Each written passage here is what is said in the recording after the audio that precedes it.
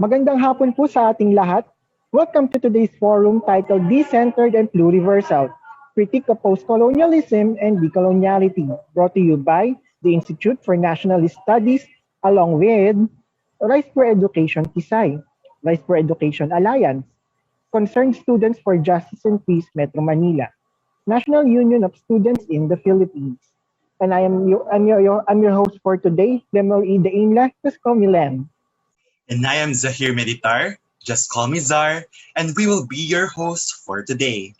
As INS celebrates its first anniversary as a research organization, we aim to continue propagating a nationalist consciousness through highlighting the anti-colonial and anti-imperialist struggle of people across the globe. This remains a resounding call, especially with the worsening socio-economic crisis amid the COVID-19 pandemic and of course, the very question of survival for the Global South.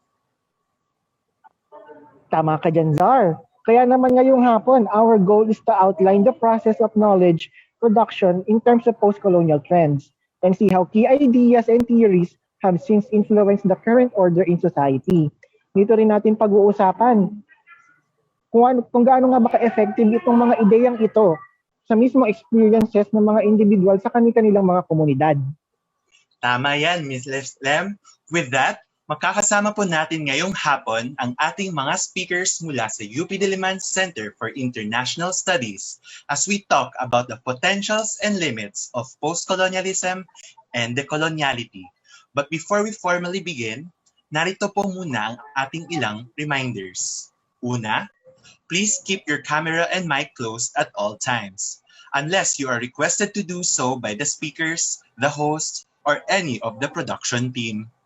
Next, please do not record in video or any part of the event to respect the speakers and other participants and their privacy. Please also do not take screenshots of any segment of the event. Lastly, there will be an open forum after the second speaker. You may reserve your questions until then, or you may send your questions and comments in the chat box. Muli, we hope for your cooperation para po maging maayos ang conduct ng ating event. Okay, without further ado, let's now formally begin with the program. Our first speaker is a full professor at the Center for International Studies at the University of the Philippines, Diliman. His current research projects are on the transmission, dissemination, circulation, reception, and translation of radical texts and ideas in Southeast Asia using techniques and approaches from translation studies and digital humanities. He is the author of several books which include Translation and Revolution, a study of Jose Rizal's Guillermo Tell, Book at Paninindigan, Kritika ng Pantayong Pananaw, and the novel Ang Makina ni Mang Turing. To discuss the critique of postcolonialism and pantayong pananaw, please welcome Sir Ramon Guillermo. Let's all give him a virtual round of applause.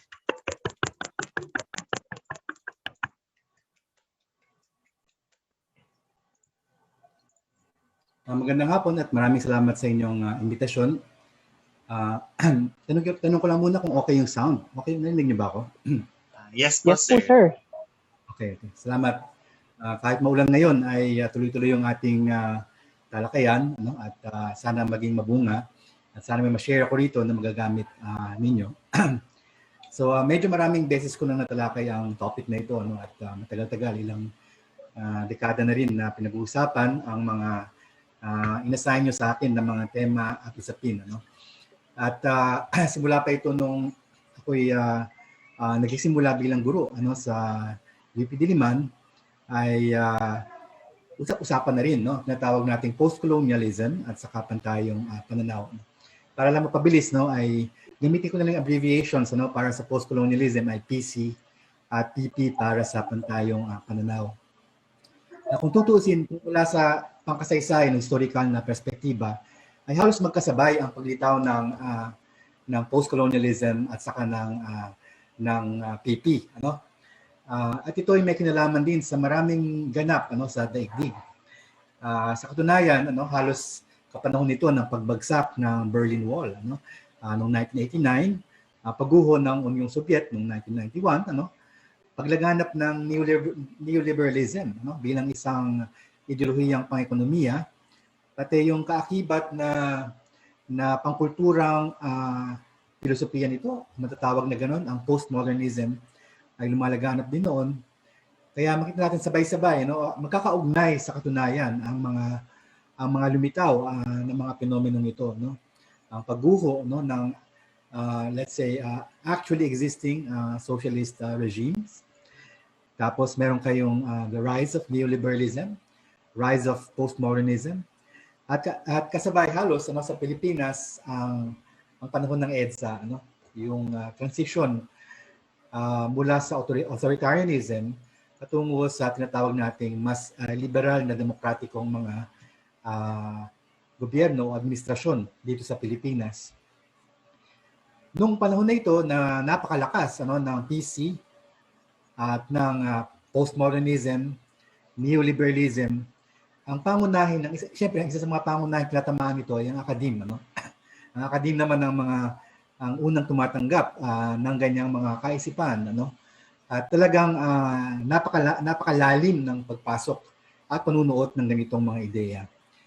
At ang isang naging epekto nito ay yung krisis sa kalagayan ng Marxismo sa universidad, na parang kung isipin natin ay kakatapos pa lamang ng isang dakilang pakikibaka ng sambayan ng Pilipino laban sa diktadura ni Marcos, na kung saan napakalaki ng papel ng mga aktivista, at ng mga Marxista din sa pagkilos na yon. Ganyan pa man, nung mga pagkatapos ng makasaysayang pangyayaring ito ay dumaan naman sa matinding krisis ang Marxismo sa loob mismo ng akademya. Dulot nga sa palagay ko ay itong sabay na paglitaw ng postmodernism, neoliberalism, at yung mga anyo nito, particular sa usapin ng kolonyalismo, at yung anyo ng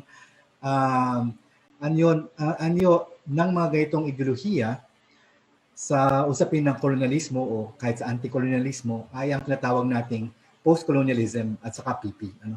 Bagamat magkaiba ang lawak at saklaw ng postcolonialism, dahil ang postcolonialism ay katulad ng postmodernism ay isang masasabi nating produkto ng global na industriyang pang-akademiko ng Anglo-Amerikanong daigdig.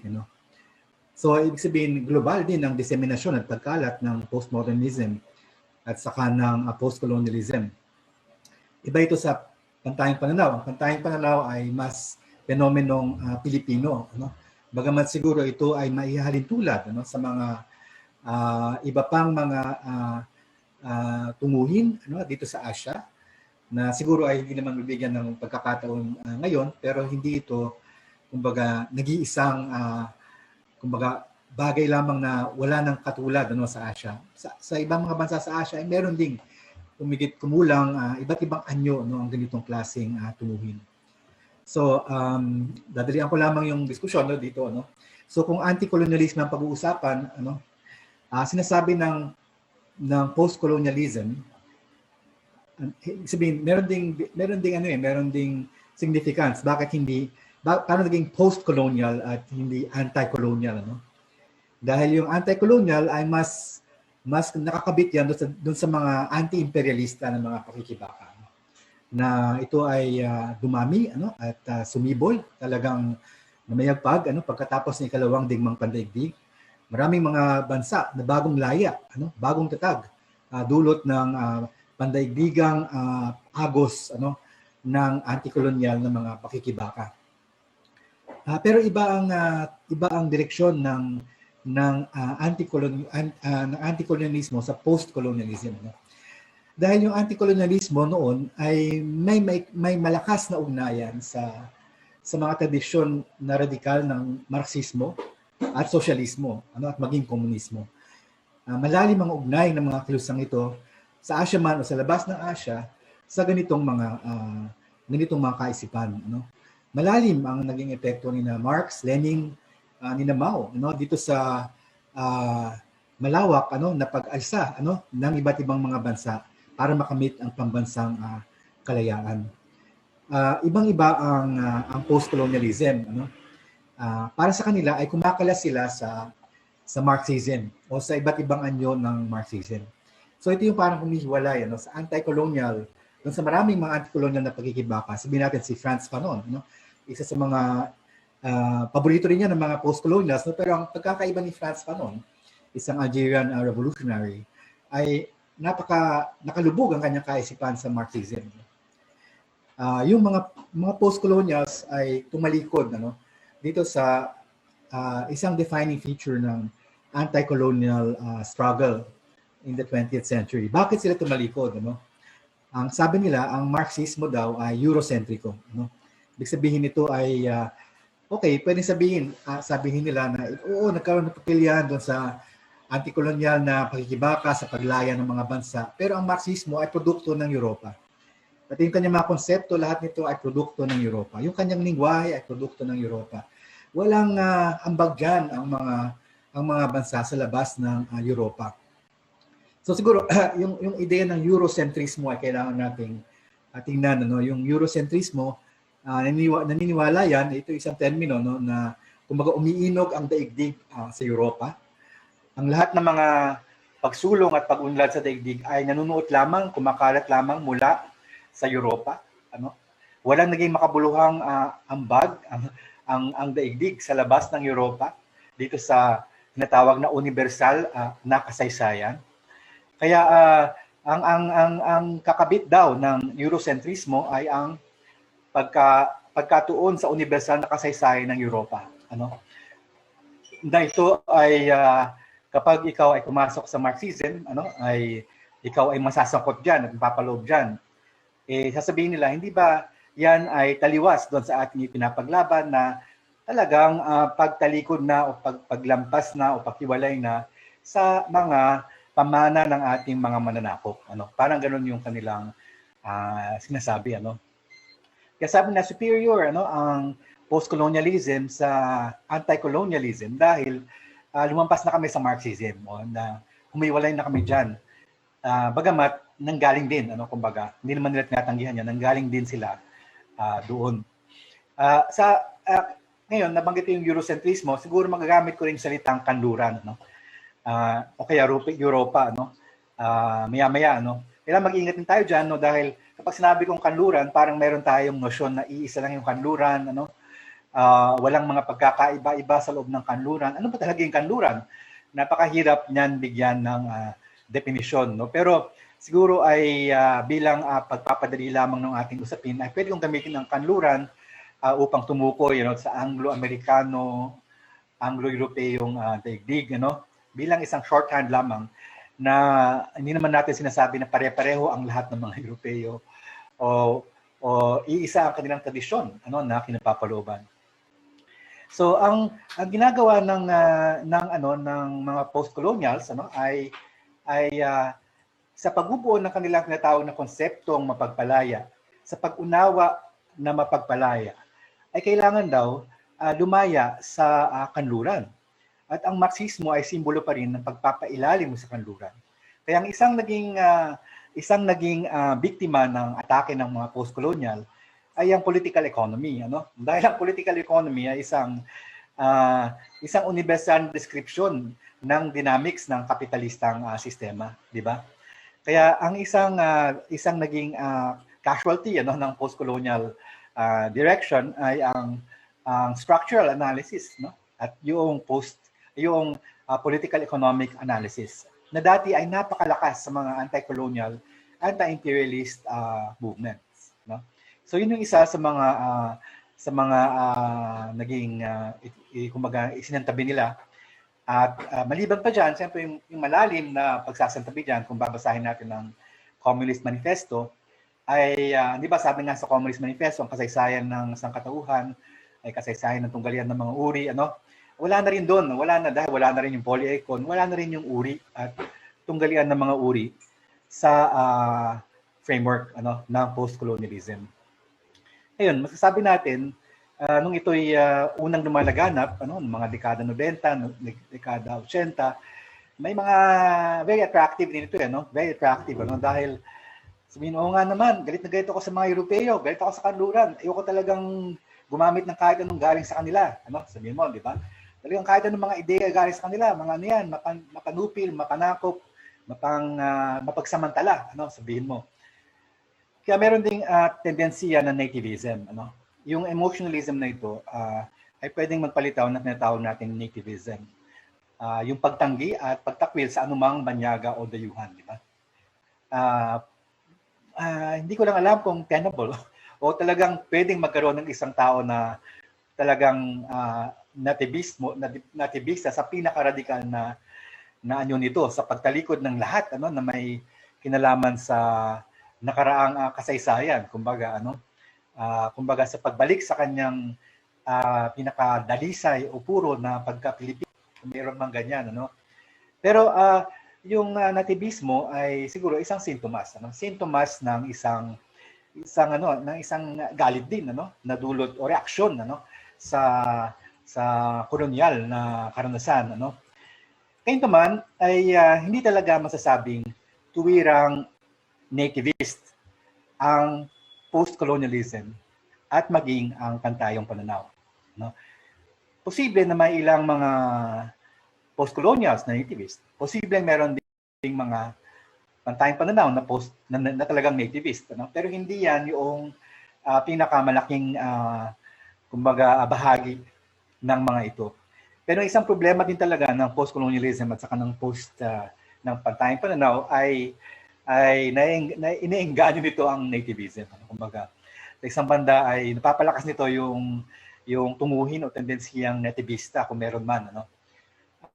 Kaya nagiging batayan ng isang anyo ng nativism. So hindi naman pwede rin maghugas kamay ang postcolonialism at pantayong pananaw sa pinaka extreme na mga anyo nito tulad ng nativism. Yung talagang pagtanggi at pagtakwil sa anumang kanluranin. Ano? Kumbaga itong Zoom, itong mga computer, itong mga ginagamit natin ngayon, ano, itong t-shirt ko, lahat yan ay mga kumbaga produkto sa isang bahagi ng isang ekonomiya ano, na may kinalaman sa teknolohiyang kanluranin o kaya may kulturang kanluranin. Ano, kaya yan ay dapat itakwil. Ano? Parang hindi ko lang alam kung paano ito maging isang tenable pa na posisyon hanggang ngayon. Ano? Pero meron pa rin ganyan dahil hindi nila talaga pinag-iisipan, kumbaga, yung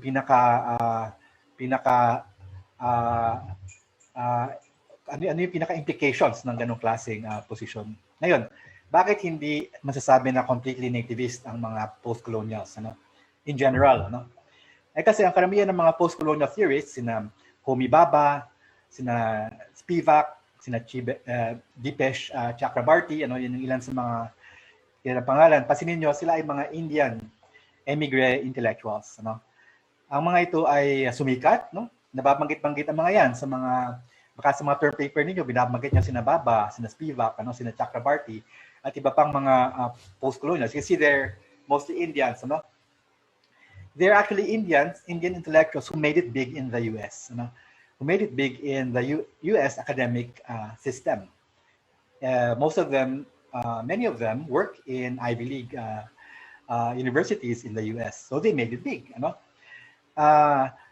Ngayon, ang kanilang kritika ng kanluran ay nasa kanluran. Kumbaga, nagpunta silang kanluran para gumawa ng kritika ng kanluran. At hindi nila tatanggihan ito no, sa isang banda. Ginagamit nila ang kanluran, ayon sa kanila, para lumampas sa kanluran. Kung merong manggamit ang Marxismo, ito ay para lampasan. No? Kumbaga, ito yung Marxismo. So, nalampasan ko na ang Marxismo. Yan ay, kumbaga, hindi na gaanong makabuluhan dahil nalampasan na natin ngayon. Nakuha na natin yung kailangan natin dyan. Ano? Kaya, kalimutan na yan. At tayo ay mag-post-colonial na. Kalimutan na natin yung Marxism yan.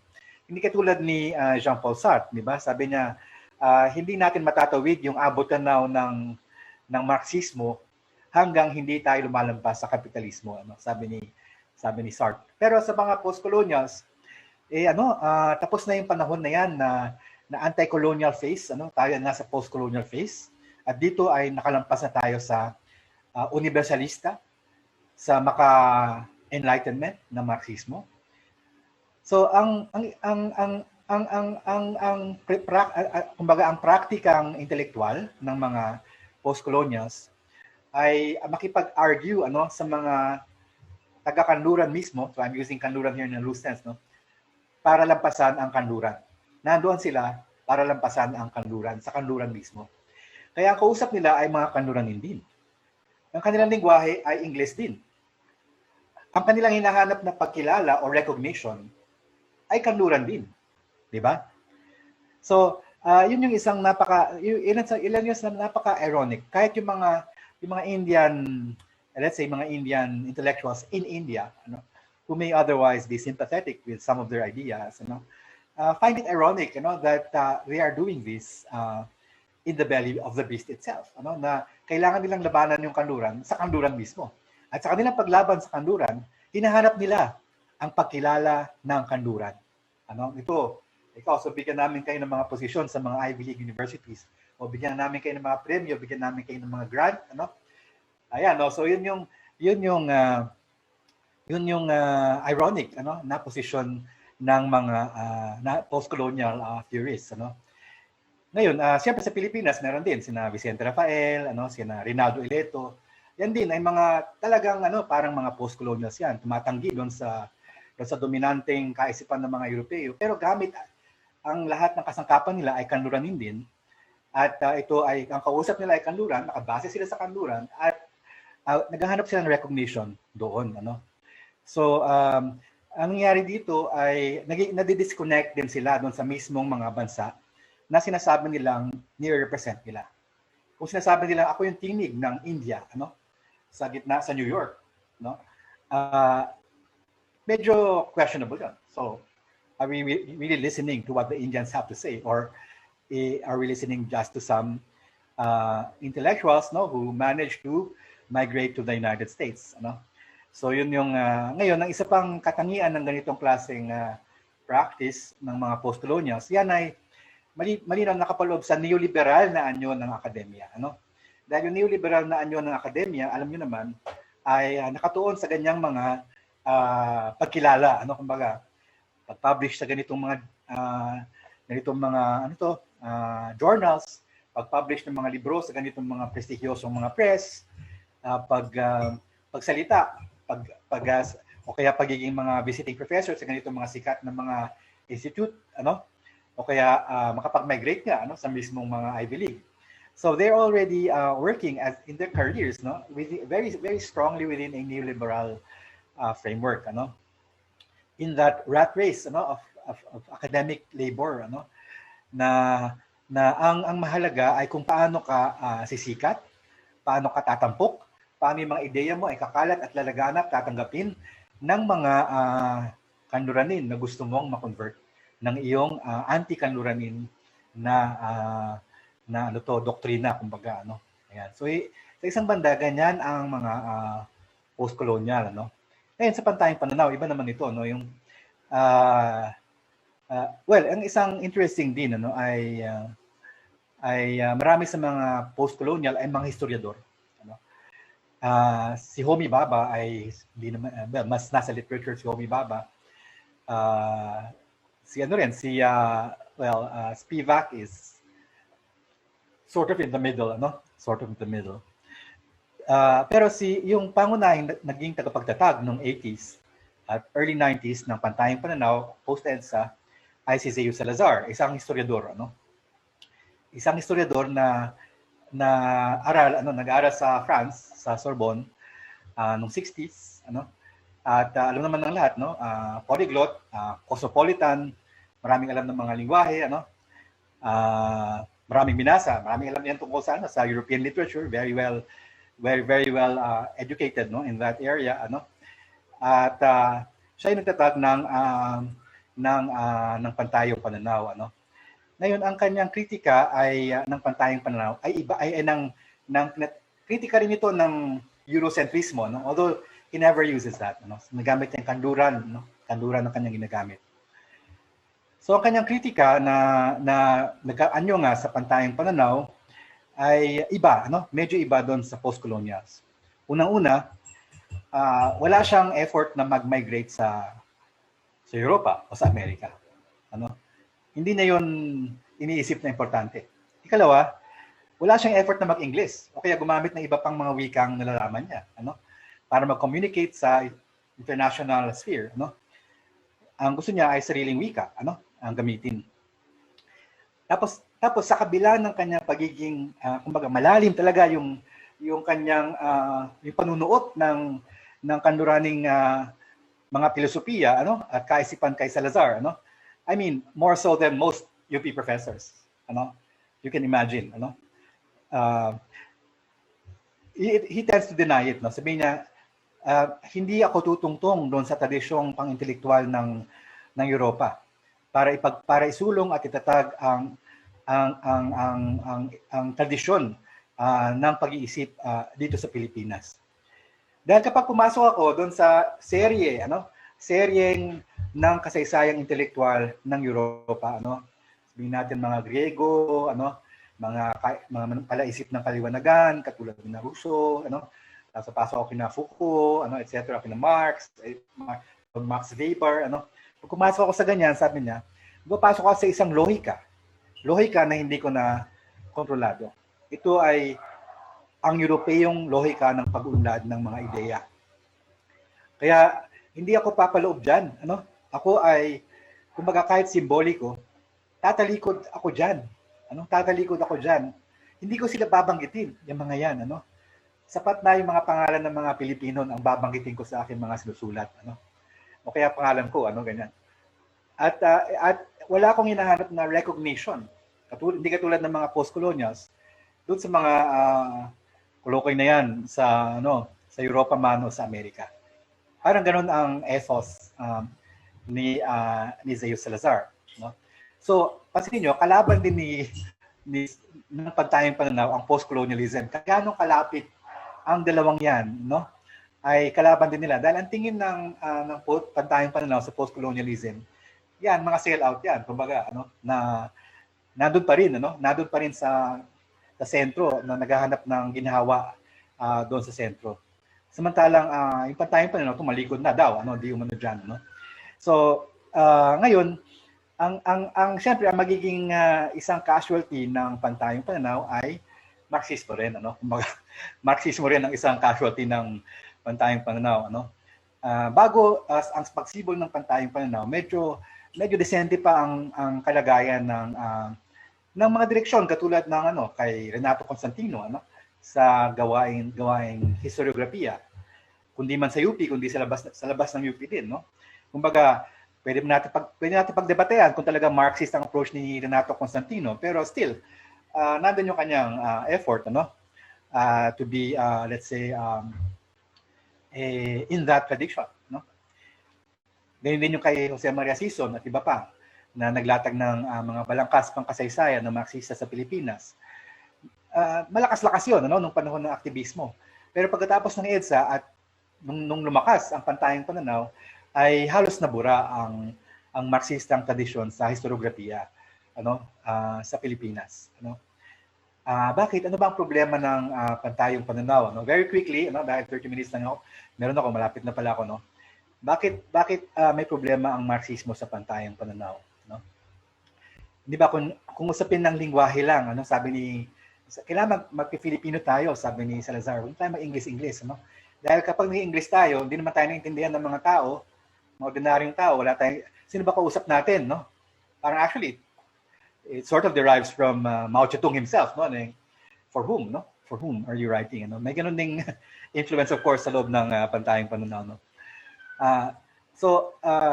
sa wika, kailangan ginagamit natin yung mas maunawaan ng mas maraming mga tao.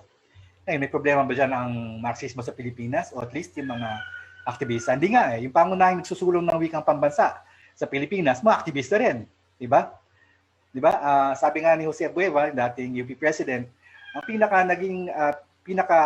ang institusyon sa Pilipinas na may pinakamalaking ambag sa pagpapaunlad ng wikang pambansa ay ang Communist Party of the Philippines, sabi ni Jose Bueva, Well, so kung sa wika, baka walang problema, Ngayon, sabihin naman ni Salazar, yung mga konsepto nyo kasi mga foreign concepts. Even that is not really a problematic thing, ano. Dahil ang kay Salazar, ang importante ay gumawa ng massive translation efforts para yung mga sulatin ng lahat ng mga Europeo na yan ay maging accessible sa mga Pilipino, mabasa natin, matalakay natin sila sa ating sarili. Katulad ng ginagawa ng, well, almost everyone in Asia except us, no? Massive translation, no? Like Indonesia or Thailand, no? Wag na magitin pa yung mga Japanese na yan, o kaya mga Chinese. Talagang ginagawa nila yan. So, yung massive translation, para yung mga pinag-uusapan doon, maintindihan natin at maging bahagi ng ating independenteng pagsusuri, ano? At pagtalakay. Hindi tayo nakatali palagi doon. So kung sa usapin ng konsepto, baka hindi rin yun ang pangunahing problema ng pantayang pananaw, ano? Sa Marxismo. No? Maliban doon sa pinaka-nativist na wing nito. Yung talaga nativist, ay mga banyagang ideya, no? Huwag natin ipasok ang mga Marxism, no? Mga banyagang ideya. Ngayon, yung nakikita ko ngayon na pangunahing problema, no? At ito'y wala doon sa aking mga nasulat na tungkol sa pantayang pananaw, no? Kundi isang bagong insight na pumasok dulot ng panahon ni Duterte, ano? Dahil alam naman natin, kailangan tingnan natin ang political evolution ni Salazar, ano? So si Salazar ay yun nga, yung isang bahagi ng kanyang gawain ay bilang historiador ni Ferdinand Marcos, di ba, sa pagsulat ng isang akdang pangkasaysayan, yung Tadhana, ano, na siya yung pangunahing nag-isip nito, no? So, ang sinasabi ng iba, yung pantayang pananaw talaga na yan ay ano sa Manila, mga fascist, no? Pasista, ganyan, ultranationalist, ganyan, no? Pero ngayon, ngayong panahon ni Duterte, ano yung pampolitikang posisyon ni Salazar? Liberal, no? Liberal. At sa palagay ko ay hayagang liberal ang posisyon ni Salazar ngayon. No? So, para sa akin na dati matagal nang kilala si Salazar, parang nakapagtataka, paano naging liberal, no? Di ba yan yung sabihin natin, pinakahalimbawa ng talagang very western, very westernized thinking, in terms of, intellectual tradition, in terms of ideas, concepts, no? Hindi bang liberalismo ang pinakakanluranin nga? Bakit ngayon ay na-team ni Salazar na maging isang liberal, no? So, ano yung sagot dito, no? So, ito yung magbibigay sa atin ng dahilan kung bakit ayaw ng pantayang pananaw sa Marxism, no? Ang dahilan dito ay ay ang Marxismo, ayon sa kanyang pagtingin, ay mapanghati, no? Hinahati nito ang bansa sa mga magkatunggaling mga uri, ano? Samantala, kung tingnan niyo yung dalawang kakompetensya nitong ideolohiya, ang pasismo, yung kanang pasismo, o kaya yung liberalismo. Ang liberalismo at ang kanang pasismo ay hindi kumikilala sa uri ni sa tunggalian ng mga uri. Ang pangunahin para sa sabihin natin yung isang bahagi ng liberal yung nationalistang liberal, ay naniniwala na kailangan panatilihin ang bansa na buo, yung liberal na demokrasya kailangan mapalaganap, magkaroon ng kaisahan ng mamamayan, magtulungan, Hindi yan ganong naiiba doon sa bisyon ng mga pasista na ito, yung organikong kabuuan ng bansa, panatilihin natin, palakasin natin, Hindi kakaiba sa ideolohiyang sosyalista, na merong sa puso nito, sa pinakapuso nito ay may class struggle. Wala yan sa liberalismo, wala yan sa pasismo, O kaya mga anyo ito sa katunayan ng burges na nasyonalismo o romantikong nasyonalismo. Dahil medyo romantiko ang nasyonalismo. Dahil naniniwala ang nasyonalismo na kaya niyang pagbigtisin ng lahat, May romantikong vision siya na kaya niyang pagbigtisin ng lahat sa kabila ng iba't ibang mga contradiction sa loob ng kabuuang pambansa. Kaya yung sagot kung bakit kung bakit para kay Salazar pwede ang lahat ng iba, Pwede kahit ang konserbatismo, ang pasismo, ang liberalismo, pwede yan. Pero hindi pwede ang ideolohiya na hinahati ang bansa, lalo na ayon sa mga uri, ayon sa usapin ng mga uri. So, okay, so kung sa wika, pwedeng walang problema ang mga Marxist sa pantayong pananaw. Kung sa mga konsepto na ginagamit niya, let's say mode of production, di ba pa, moda ng produksyon, o kaya iba pa, pwede magamit yan, pwede ma-translate yan sa wikang Pilipino, pwede matalakay, mapalalim yan sa ating sariling diskurso. Katulad ng iba pang mga ideya na nais mapalalim, ipaloob ng pantayong pananaw. Walang problema dyan. Pero ang problema ni Salazar sa Marxismo ay bansa. Bansa. Mapanghati. Ngayon, ito naman ang paradox ng pantayong pananaw. Ito yung paradox. Kung yung paradox ng mga postcolonials, gusto nilang ilaban labanan ang Eurocentrismo sa gitna ng Europa. Yun ang kanilang paradox. Ang paradox ni Salazar, gusto niyang maging mapagbuo. Upang maging mapagbuo, kailangan niyang maging mapanghati. Dahil ganito yan eh. Kayong mga nasa kilusang paggawa, kayong mga nasa kilusang magsasaka, lumalaban para sa ganito, ganyan, makauring mga laban, kayo ay hindi bahagi ng bansa. Dahil kayo ay mapanghati. So para maging mapagbuo, ay kinakailangan niyang maging mapanghati rin. So ito yung paradox. Kumbaga, kung sabihin niya, gusto ko yung maging mapagbuo ako eh, pero hindi kayo kasama. So ibig sabihin nun, mapanghati ang pantayong pananaw sa ganong pakahulugan. I can accept anything, except you guys. Parang ganon ang pantayong pananaw. So, yun ang kinalabasan nun ay busing oras kata, ay ang pangunahing iminaksi ng postcolonialism at ng pantayong pananaw ay yung ideya ng mga tunggalian ng mga uri. So, ano yung alternatibong mga praktika na pwede natin gawin para hindi kinakailangan na pumasok tayo sa postcolonialism o sa pantayong pananaw. Kung tayo ay mga progresibo, mga radikal, pwede tayo maghanap ng alternatibong praktika ng pagiging mga intelektual. Although, ang sinasabi ko rito ay nanggaling din ito sa pagkikitunggali sa pantayong pananaw at postcolonialism. Ibig sabihin, ako ay produkto ng isang dialectical na tunggalian din. Sabihin, hindi ito galing sa isang purong dalisay posisyon na mag-Marxist ako tapos wala na ako pinagdaanan. Dumaan ito sa maraming debate, diskusyon at pagpapalalim.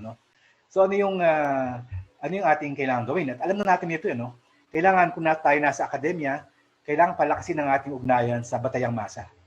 So, bagamat wika isang usapin dito, hindi naman kinakailangan mawala ang Ingles, pero kailangan palakasin ang Filipino bilang wikang pangkalahatan. At gayon din ang paggamit pa ng iba pang mga wika sa Pilipinas, tulad ng Cebuano, mga Hiligaynon, at iba pa na Ilocano na sinasalita ng milyon-milyong mga tao rin sa ating bansa. Kailangan natin gawin ang pagpapalakas ng mga pagkasalin ng mga akda na galing hindi lamang sa Europa kundi galing sa Asia para mas maunawaan natin ang kabuoang usaping pandaigdig. Kailangan yung ating mga pananaliksik ay nakatuon sa bansa at sa mga komunidad, sa pangangailangan ng mga komunidad. At kailangan din ang isang seryosong bagay na importante ito kay Salazar eh. Nag-uusap-usap tayo. Sabihin, binabasa kita, binabasa mo ako, binabanatan kita, o kaya sumasang-ayon ako sa iyo, pinapalalim ko ang ideya mo. Tama na yung ideya na yung mga Pilipino ay parang mga pygmies of thought. I'll only engage with Foucault because he's the only giant of thought, or Nietzsche. They're the only people worth reading. Mga Pilipino, ano bang ginawa ng mga yan? Di ba?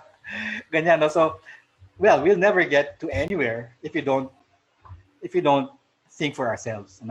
Kung ganyan lang, edi lagi tayong wala. Di ba? So, kailangan, katulad din ng mga Europeo, katulad ng mga Pranses, mga Aleman, ganyan ang ginagawa nila. Wala silang pakialam halos sa ibang bansa eh. Basta tayo naglalabanan dito, mga Aleman, mga Pranses. When they cite, look at their books, they cite almost, the French cite almost only French, guys. Halos walang ibang mga bansa ron. So, kailangan seryosohin ng isa't isa. Talakayin ng ideya ng isa't isa. Tapos, palakasin, no? Tulad nga nabanggit ko kanina, sa pamamagitan nito ang ating ugnayan sa pambansang mga usapin at isang napakahalagang bagay para sa mga nasa akademya.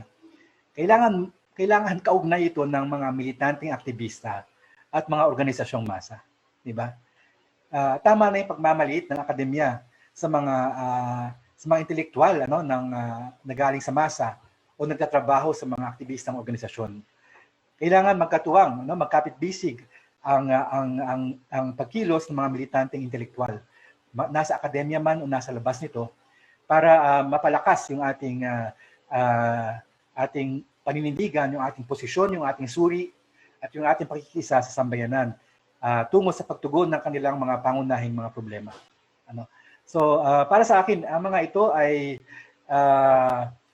dumaan sa nahinog, parang payak, pero nahinog ito sa pagkonsidera mo rin sa ano yung mga ambag ng pagtayong pananaw, postcolonialism, etc. Pero kailangang lampasan ito at kailangan panindigan natin ang kasulukuyang makabuluhang posisyon ng Marxista. Ito pa rin sa aking palagay ang hindi malampas-lampasan na abot-tanaw ng ating panahon hanggang narito ang kapitalismo. At yung imperialistang pagsasamantala ng mga bansa katulad ng Pilipinas. So, maraming salamat. Maraming salamat po, Sir Ramon Guillermo, for that very comprehensive and insightful discussion on postcolonialism. Grabe, so marami tayong natutunan today, lalo na sa usapin ng mga iba't ibang mga ideologies na patungkol sa mga nangyayari ngayong sa ating lipunan. Di ba, Lem? Grabe, Zar. Ang dami kong natutunan mula kay Sir kasi history major din ako. Pero hindi ako familiar sa postcolonialism at pantayong pananaw kasi di kami gumagamit ng theories. So, to our participants, if may mga questions po tayong gustong i-raise, we will be having an open forum later. You may reserve your questions until then, but please feel free to raise any comments and insights on the discussion of Sir Ramon Guillermo using the chat box. Ang ating pong official hashtag ay #1NS. Yan, tama, no? So, habang hinihintay natin ang ating next speaker ay, bali Sir Bowman, could we request po na mag-open cam po tayo para may mga katanungan po ang ating mga participants? Ayan, sige po, sir. So, our first question po, sir, is coming from Miss Trina. So, hi, sir. Ano pong masasabi niyo sa mga sabi-sabi noon na state propaganda daw ang pantayong pananaw noong 70s para ma-counter ang Marxist movement during martial law? Okay. Well, actually, nung 70s, wala pang pantayong pananaw.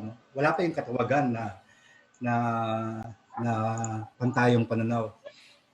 So ito ay huling bahagi ng dekada 80.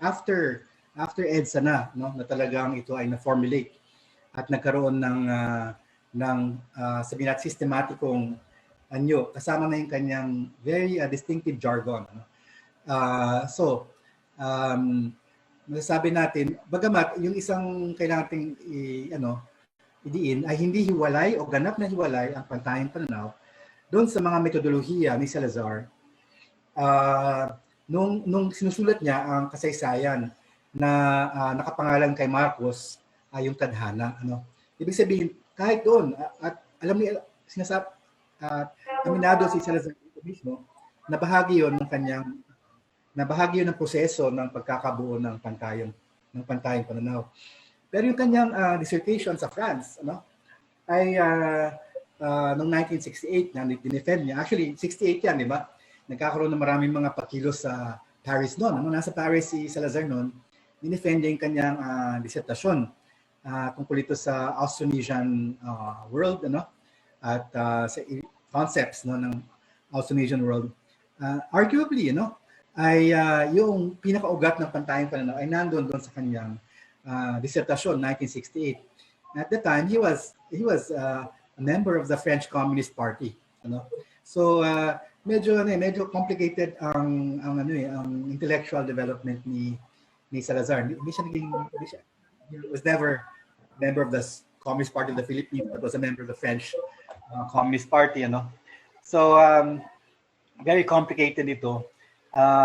Propaganda ba? So, kung wala pa ang pantayang panahon ng 70s, it could not have been used as propaganda. Yung paggagamit lang talaga, yung form nito na magagamit ay yung tadhana. So, ito sa tadhana na may tatak ni Salazar, yun talaga yung nagamit bilang bahagi ng ideolohiya ng New Society ni Marcos.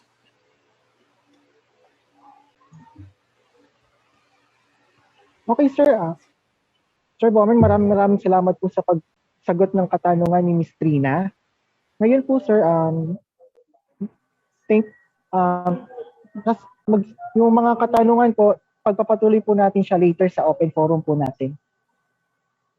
Ayan. So, before we proceed, pasalamatan muna natin ang ating mga partner organizations who helped make this event possible. This forum is brought to you by the Institute for Nationalist Studies with special thanks to Campus Alliance for Dedicated and Unified Action, UP Baguio, UPLB University Freshman Council, College of Engineering and Agro-Industrial Technology Student Council, Anakbayan, Nueva, Ecija, College of Human Ecology Student Council, College of Agriculture and Food Science Student Council, College of Human Ecology Freshman Council, Panday Sining Romblon, College Editors Guild of the Philippines, UPLB College of Development Communication Freshman Council, Bayan, and College of Agriculture and Food Science Freshman Council. Thank you so much for supporting our anniversary special. Now, on to the second part of our discussion. Our speaker will be delving further into the attempts of decolonizing knowledge, especially among indigenous worldviews, and the attempts of current schools of thought in deviating from the Eurocentric episteme. Our speaker is a full-time faculty at the University of the Philippines, Diliman, Center for International Studies. She is engaged in activist work in Bayan, the New Patriotic Alliance, the International League of People's Struggles, and chair of the Philippines Bolivarian Venezuela Friendship Association. She is a member of the editorial board of the Journal for Labor and Society, or LANDS, and Interface, Journal of and for Social Movements. To discuss further the critique of decoloniality, please welcome our speaker, Ma'am Sara Raimundo. Let's give her a virtual round of applause.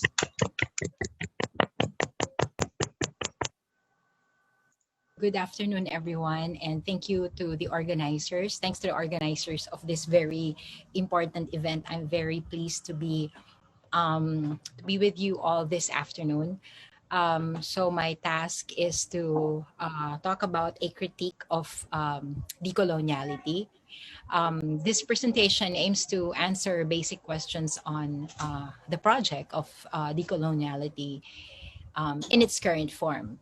This means that the decolonial project is part of a larger project, larger historical and economic process, often suppressed by dominant versions of academicized decolonial discourses. But first, I think it is important to recognize the political debt we owe to past decolonial projects, which continue to have an impact on the conduct of modern states and on people's popular movements, and as well as revolutionary organizations.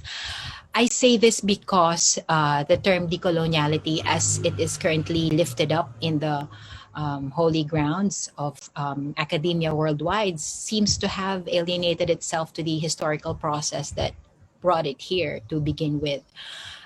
First, centuries of pillage of what is known as the Third World, a term popularized by political organizations with a socialist orientation, especially the Socialist Project in China, led by Mao Zedong, and whose struggle for socialism is grounded on a national liberation struggle from imperialism. through the ideological and military victory of this type of political organization, we may consider the Bolshevik Revolution as part of this, as a global South project, and the Chinese Revolution, the Iranian Revolution in '79. The idea that the struggle for the socialization of production, which is socialism, as well as the struggle for the socialization of consumption, to each according to their needs, communism, can only be carried out by a political program that aims to eliminate unequal exchange on a world scale. What does this mean? I mean, the drain of value from the global south or the third world to the global north, or from the periphery to the imperialist core, is precisely what the process of an equal exchange describes. So consequent to an equal exchange is the widespread impact of the uneven development of nations. But without highlighting an equal exchange as the root cause of uneven development, which some political parties do, the cultural and economic unevenness between nations may be interpreted in ways that can only reinforce and promote the solution of imperialist nations to the current crisis of capitalism. And these solutions are nothing else but, well, is encapsulated in the formula, imperialist formula for war, through military aggression, sanctions and economic blockade, and massive disinformation. So the challenge brought about by revolutionary anti-imperialist movements is a condition of possibility of the decolonial project. So I would like to spend a few minutes discussing this. But let me begin to the decades following the Second World War, which witnessed a radicalization founded on the strong impetus of the global wave of Marxist-inspired national liberation struggles. This would reach an apex in the 1970s that came to be called the Long 60s by some scholars. These years were marked by massive political actions, both radical and reactionary, in various parts of the world. With the Cold War as backdrop, the civil rights movement in America, the cultivation of nonviolent resistance to confront political assassinations, the Cuban Missile Crisis, rebellions against orthodox socialism, the Prague Spring, and the uprising in Czechoslovakia were taking place in Europe and North America. Meanwhile, in the South, there were working class uprisings, women's liberation struggle, Black Power, anti-war politics, the Vietnam War, and the Tet Offensive. In an essay entitled 1968 and the Social and Political Foundations and Impact of the New Politics in Guyana, West Mass, talking about Walter Rodney, captures this dynamic as, quote, the rise of the progressive world, counterculture, and other manifestations of world turbulence. He also notes that these movements were emerging and developing in different ways in the West and in the Third World. On the one hand, the West developed towards new cultural and social groupings, pointing to a vigorous personal politics of change and liberation. Meanwhile, political and revolutionary organizations were being founded in the Third World. This is true for Vietnam, Indonesia, the Philippines, and the fraught contradictions which a generation of revolutionaries had to face in the same period as they were building anti-imperialist revolutionary working class organizations, which would have, of course, these revolutions would have their trajectories. So I'd like to talk about at this point, I'd like to talk about the continuing legacy of the Bolshevik Revolution, which largely shaped the political situation and struggles of the post-World War II period. In Walter Rodney's Russian Revolution, A View from the Third World, the first chapter entitled The Two Worlds of the Russian Revolution, he epigraphs a line from Mao Zedong's famous work on contradiction. And he says that throughout the history of human knowledge, there have been two conceptions concerning the law of development of the universe: the metaphysical conception and the dialectical conception, which comes from two opposing world outlooks. So for Rodney, quote, the colonizer had national and ideological conflicts with the Soviet Union. Indeed, they were self-declared enemies. The Russian Revolution was the first decisive break away from international capitalism, affecting thereby the subsequent course of events around the world, including Africa, unquote. Many other radicals were mobilized and organized by the global impact of the Russian Revolution.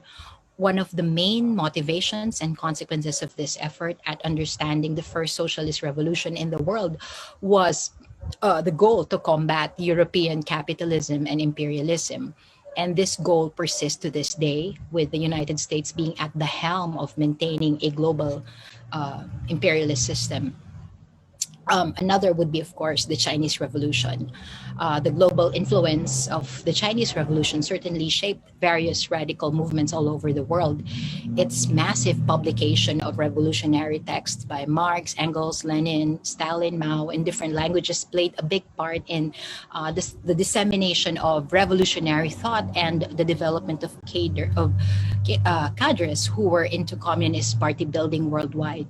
But even more influential and inspiring up to the present time is China's revolutionary and systematic program of land reform and collectivization. This was from 1950 to 1953, campaigns to combat illiteracy from 1950 to 1956, elections of workers and peasant councils from 1950 to 1955, among other programs. Marking this moment also was the Pan-African and the Bandung trajectories, which also shaped the historical context of the 50s up to the present. Born as an ideology and movement in the United States, Pan-Africanism was founded by African Americans and African Caribbeans like Henry Williams, George Padmore, W.E. Du Bois, C.L.R. James, and so on. From demands for equality and non-discrimination, Pan-Africanism made a turning point after World War II. It was transformed from cultural and racial ideology to the ideology of national liberation. The Bandung Conference, held in April 1955 in Bandung, Indonesia, and hosted by the Sukarno government, was a historic meeting of leaders of Asian and African countries. And it was a flashpoint in the history of developing countries that gave rise to the non-aligned movement in 1964 and the concept of the Third World or the South. Mutual interest, solidarity, and respect for national sovereignty were the basic principles of Bandung. The Bandung spirit was about the peoples of the South's realization and decision that it was only through solidarity among ourselves can we survive as sovereign nations in what was then, as Shivji describes, a bipolar world divided into military blocs, meaning the Soviet Union and the United States. Of course, another would be the Cuban Revolution. It also played a remarkable role in the spread and deepening of revolutions, especially in the African region. Fidel Castro visited Algeria in 1961, 2 years after they overthrew Batista. By 1962, a Cuban ship docked at Casablanca to deliver weapons to Algerian revolutionaries. In his 3-month trip to Africa, Che Guevara saw the guerrillas of Angola, Guinea-Bissau, and Mozambique fighting the Portuguese. Now, as the government in Congo was declaring its radical sympathies and Zaire was already revolting against U.S.-installed regimes by Eisenhower and Kennedy, Che Guevara, with the Cuban military instructors, began to fight side by side the rebels of Angola, Zaire, and the Congo. And then by the summer of 1965, there were 400 Cuban soldiers in Central Africa, but they did not win. But these African and Cuban guerrillas took stock, and so by 1966, Cuban military instructors once again found themselves joining the rebels, and this time of Guinea-Bissau. They never left until the end of the war. So in November 1975, Bisao's newspaper, No Pincha, victoriously declared, and I quote, "The Cubans' help was decisive," unquote. On April 30, 1975, Walter Rodney, a Guyanese activist and intellectual, talked about Cuba and the importance of living with a revolution to get its full impact. And the next best thing is to go there and see a people actually attempting to grapple with real problems of development. So this is actually a quote from Walter Rodney, which is similar to the famous statement by Lian Alejandro, no? A student leader who was killed by was he killed during the Marcos dictatorship, or was it already, no, during the Marcos dictatorship? So in relation to this, Vijay Prashad also notes that Rodney's insight on Cuba, in his insights on Cuba were also part of a speech delivered on the same day, that which means it was also on April 30, 1975, that the Vietnamese people watched the U.S. imperialist retreat from their country. So this is another revolution in a different form, which has triumphed. So these are just some a few a short brief discussion of global and political trajectories, with the Bandung trajectory, or what Samir Amin called quote, "the first awakening of the South," and to which Isa Shivji adds, "the first awakening and assertion of the South on a world stage." Richard Wright, who attended the event as an observer, poignantly describes the Bandung Conference in his book The Color Curtain as, quote, "a meeting of the despised, the insulted, the hurt, the dispossessed, in short, the underdogs of human race." So radical movements in the global South, and certainly those in Southeast Asia, look to the legacy and spirit of the Cuban Revolution, the Bolshevik Revolution, the Chinese Revolution, the Pan-Africanism, and Bandung Conference to keep their organizations strong. And not a few revolutionaries were shaped by this spirit, and in turn push its trajectory to its logical conclusion, which is revolution. However, what I was talking about earlier as the academicized decolonial project has been largely defined as an intellectual project, or intellectual decolonization, especially by master decolonial thinker and his followers, Walter Mignolo, who wrongly believes that decoloniality can be independent of and preferred over decolonization. They make this distinction, and I'm going to talk about this a little bit more later. So the former, decoloniality, being a mindset to be cultivated through what can be considered as postmodernist approaches, such as calls to decolonize the syllabus and some such culturalist claims. Mignolo is critical of the project of decolonization that involves any talk of the state. Why? Because what counts for decolonial discourse currently in the academe, and this is not how it's going to be forever. That's why I want to highlight that we're just talking about the current form, and this is not, how it will be. This is not the definitive characteristic of decoloniality. But right now, it is a rejection of an anti-imperialist politics that tackles the drain of value from the global South to the global North. And this sort of decolonial thinking is precisely the kind that rejects a serious intellectual and political engagement with an imperialist system. Worse, disciples of decoloniality incorrectly imagine that political economy, and especially analysis of value, they imagine these as Western categories because they come from, Karl Marx, who was born in Germany, and so on and so forth. So their slogan seems to be, decolonize the mind, yes, but do not shake the foundations of the free market and free elections. So this is what happens when fashion meets culture. But we can't be kidding each other forever, pretending that peoples of the global south have nothing to do with labor and value, and just remain complicit and be safe, So this is what seems to be decoloniality for 21st century colonialism. The decolonial critique of so-called northern-centric approach has targeted dependency theories, like for instance, the construction of the world systems as being constituted by core and countries in the periphery.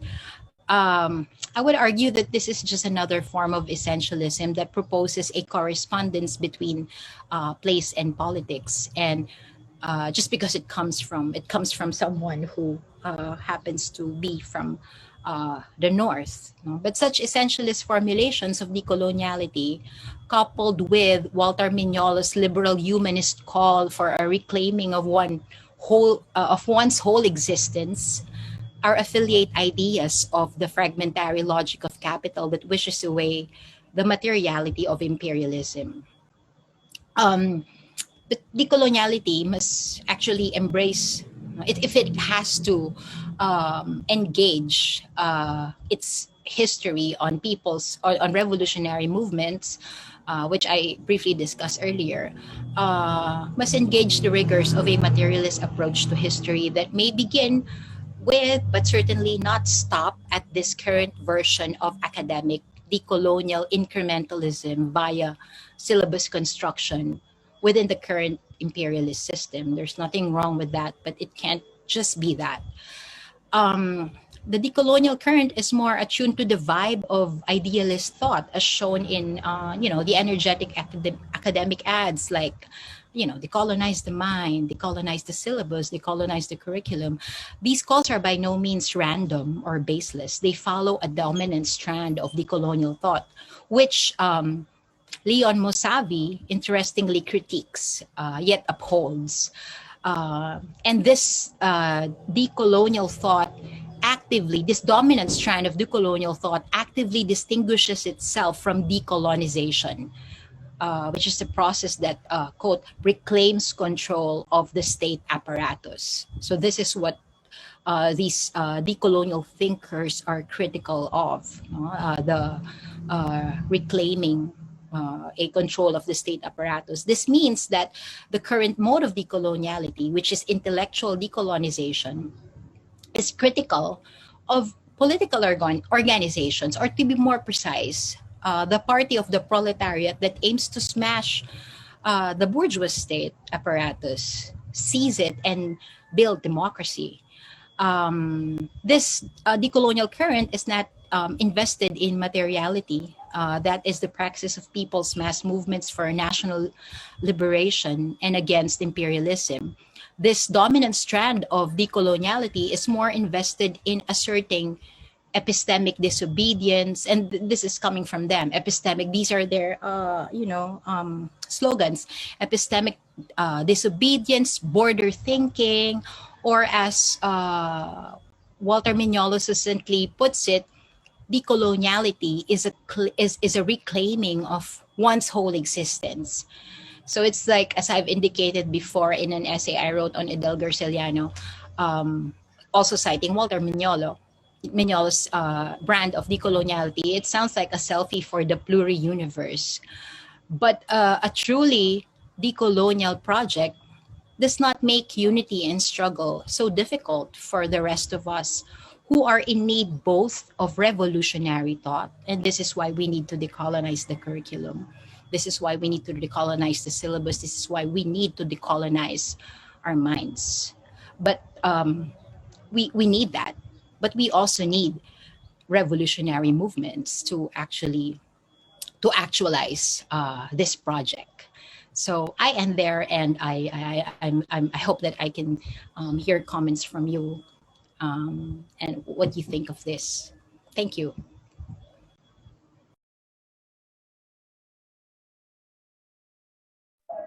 Thank you very much, Ma'am Sarah, for elaborating on the concept of decoloniality.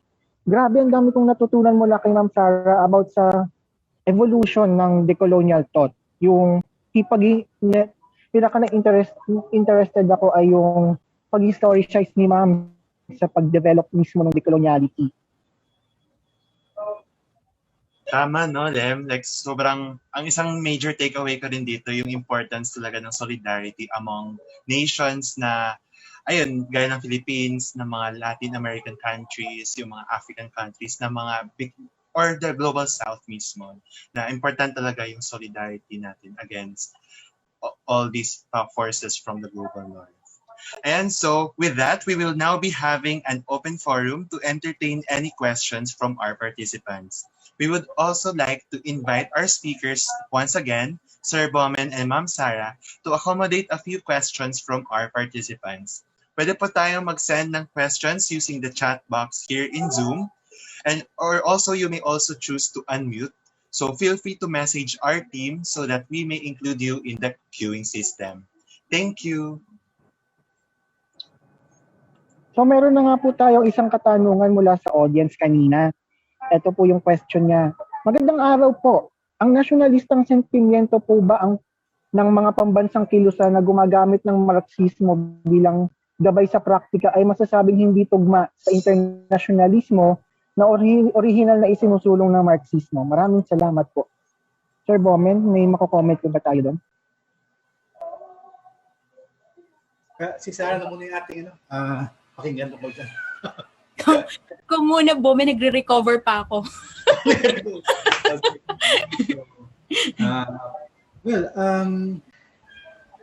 Yung usapin dito, nationalismo tapos internationalismo. Kahit pa nung panahon ni Marx, ang kanilang nakita ay kung sa usapin ng tunggalian ng mga uri, kung sa usapin ng pagpapalakas ng kilusan ng mga manggagawa, ang unang kakaharapin ng mga kilusan ng mga manggagawa ay hindi ang abstraktong uring kapitalista na global. Ang kakatapatin talaga ng mga manggagawa na nataguyod at tumalaban para sa sosyalismo ay yung sariling burgesya ng kanilang bansa. Ano? Kaya ang laban sa simula ay laban na nandoon pa rin sa hangganan na pambansa. Dahil yung ideya na tayo mga manggagawa, kalaban natin kaagad ang internasyonal na kapitalistang sistema, nakikipagkaisa tayo kaagad sa lahat ng mga kilusang manggagawa sa daigdig. Sa simula, ay kinakailangan syempre kaharapin kung nasaan kayo ngayon at kung ano yung mga pakikibakan ninyo sa inyong mga lugar. Kaya masasabi natin na kung hindi tayo dadaan doon sa yugto ng pakikibakang pambansa, ay parang global na millenarianismo yung ating makikita o iisipin. Na isang araw ay yung mga manggagawa ay magkakaisa buong daigdig, tapos papabagsakin yung buong sistemang kapitalista na pandaigdig din, na sabay-sabay. Ang tawag dyan ay Trotskyismo, na hindi kinikilala yung panggitnang level ng laban, yung pambansang paglaya, yung pambansang pagigiit ng kapakanan ng mga inaaping mga uri. Kaya ito ay isang esensyal na katangian ng mga bansa katulad ng Pilipinas. At ito rin ay masasabi ay isa sa mga pinaka-importanteng ambag ni Mao Zedong sa konseptualisasyon ng sosyalistang revolusyon sa daigdig. Kaya wala tayong choice kung hindi magsimula kung nasaan tayo ngayon. At dito tayo magsimula sa pagigit ng pambansang kasarinlan, kalayaan, pagigit ng paglaya ng mga sektor at mga uri na kasalukuyan na inaapi sa loob ng ating bansa. Maraming salamat po, Sir Bowman. Kayo po, Ma'am Sarah, may mako-comment po ba kayo? Wala na akong may dadagdag. I fully agree with Bowman's intervention. Siguro yung isa na lang yung yun nga, meron kasing mga pananaw. Halimbawa, yung issue sa Palestine, lalo na sa kasalukuyan, matindi yung atake ng Israel sa Palestine at merong mga ilang political parties na ang kanilang ginigiit, not necessarily coming from Palestine, no? But mainly coming from the West, na ang kailangan ay ang unang-unang kailangan na gawin ay imbis na i-antagonize daw ng todo-todo yung Israel, ay hanapan ng i-unite yung working class ng Israel at ng Palestine, no? I think this is similar to, ito yung formula rin na isa sa mga trajectories nung yung millenarianism na sinasabi ni Bowman, no? So ibig sabihin mafa-fragment, no, yung buong yung concept mo ng Palestine as an occupied nation of Israel. Dahil nga ang binabanggit nila, meron din namang mga burgesya sa Palestine na exploit mga Palestinians, no? Pero ang usapin doon ay usapin ito ng kolonyalismo, no? Ng occupation ng Israel. And of course, we know that Israel is a creation of US imperialism. It began as a terrorist base in Haifa na talagang ni-reinforce ng US imperialism magmula nung makuha niya yung kanyang superpower status after World War II, no? So katulad nung sinasabi ni Bowman, ang mahalagang usapin sa pagpapalaya sa Palestine is the national question, which of course should involve the question of national oppression being experienced by all Palestinians regardless of class, no? Kasi parang ganito, parang kung halimbawa nung panahon na sinakop tayo ng mga Kastila, 'di ba? Ang panawagan nila Bonifacio ay talagang revolusyon laban sa kolonyalismong Espanyol. Hindi naman nila sinabi na, sige, hati tayo ha, yung mga ibang territory sa inyo. No? So meron tayong version ng West Bank at saka ng Gaza, ito sa amin. Hindi. No? Full, talagang anti-colonialism and full liberation from colonialism. So why should we demand less for Palestine? Dahil yun yung kanilang pinakaharap. Which also brings us to the question of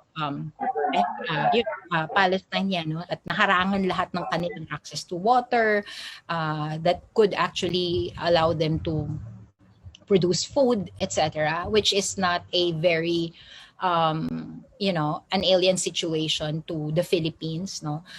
Central to the national question is the agrarian question, no? Kaya hanggang ngayon mahalaga pa rin sa atin na kahit sinasabi na marami na kung antiquated na yan, yung agrarian question, lalo na yung mga Trotskyites, para sa kanila, wala silang tiwala sa peasantry from the very beginning, di ba? So hindi na nila yun ina-address, no? Kaya yung isa sa mga parating hinaharap sa atin na critique ay yun na nga, bakit wala nang magsasaka. Ayaw nang magsaka ng mga magsasaka, yung mga anak ng magsasaka, they don't wanna be farmers anymore, they wanna be OFWs and so on and so forth. No? Ganyan yung mga linya ng mga ng estado, as well as iba pang mga so-called progressives, no? But for countries for semi-colonies like the Philippines and for occupied territories like Palestine, mahalaga, no, sa kanilang national liberation struggle na i-address yung primary, yung agrarian question, no, sa pambansang pagpapalaya. Okay, thank you Ma'am Sarah for that very insightful comment po. Yan. So our next question po from the audience is, ito po. Some of us have noted that the post-colonial view to culture, subjectivity, and identity leads to two roads, a positive anti-imperialist one and a problematic reformist or assimilationist one. It seems to reflect the petty bourgeois class origins of the theory as politically vacillating. Here's a question. Do you think that militant intellectuals should look at the possibility of reconceptualizing ways of life to avoid the possible traps that terms like culture, identity, subject, ideology, discourse, and all other concepts of conditioning on ways of life have historically had, say developing, not negating, how the productive base and superstructure actually interact with each other. Ayan, so maybe Sir Bowman could start po.